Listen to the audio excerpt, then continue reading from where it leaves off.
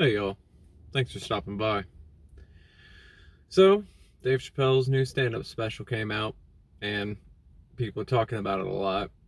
I've seen a lot of screenshots and like little clipped bits from it, which, as long as I've been on the internet, I've always been suspicious of clipped stuff like that.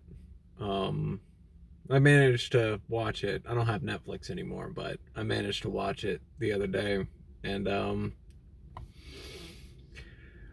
don't know. It's kind of weird. It doesn't seem to, at least looking back on his older stand-up specials, it just, I mean, there was some stuff in it that's like, I'm not gonna lie, like I got a laugh out of it, but it, for the most part, it just kind of seemed like an hour long. Just, it almost felt like a podcast, to be honest with you. Which I mean, I don't know why he hasn't done that yet. It seems like it'd be a good fit for the guy. He's come out with what, three or four specials this year, and usually it was, I mean, even in when he was, pre Chappelle, well, I guess during Chappelle's show when that was out, he didn't have, it was maybe one or two a year, and like, he's just been coming out with so many of them that I honestly just feel like he should just do a podcast. It's not like there wouldn't be a crowd for it. It's he People would watch it. The thing that I noticed from it, one of the things that everybody was talking about with his, Team Turf comments and him defending the baby, which it's was a crass way to say it, but there is some validity to that when he's talking about how you could kill somebody in the rap industry and keep your job, but insulting somebody or saying something offensive can have an effect. Um, I don't think that's anything that's from like common air. Like it's nothing new. That's just the nature of that industry. I mean, yeah, I never listened to the guy just because I don't like really like violent music, but that's just me.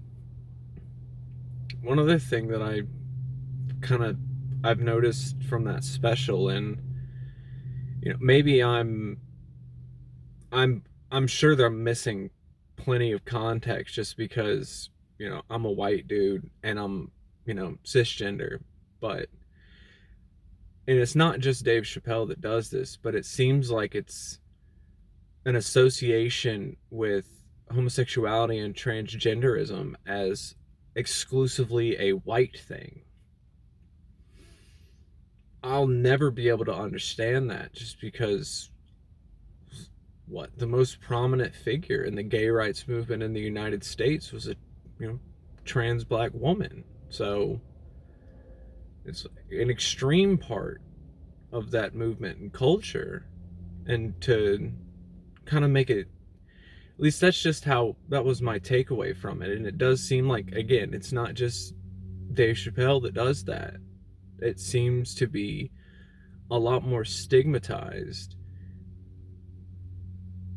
or at least stereotyped, that trans people and gay people are overwhelmingly white. I'll never understand that, but it's it seems really weird to me. Something that he did in that special, probably in the first 10 minutes of talking about how he doesn't punch down with jokes, and then immediately started with the jokes about trans women and bottom surgery, which, you know, you're going to get laughs from some people, but look at the people who are championing the jokes he was making.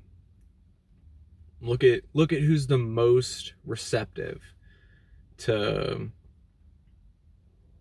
that kind of comedy, and you know see if it's something you really agree with. I think being joke police is ridiculous. People are going to laugh at whatever they want to laugh about, but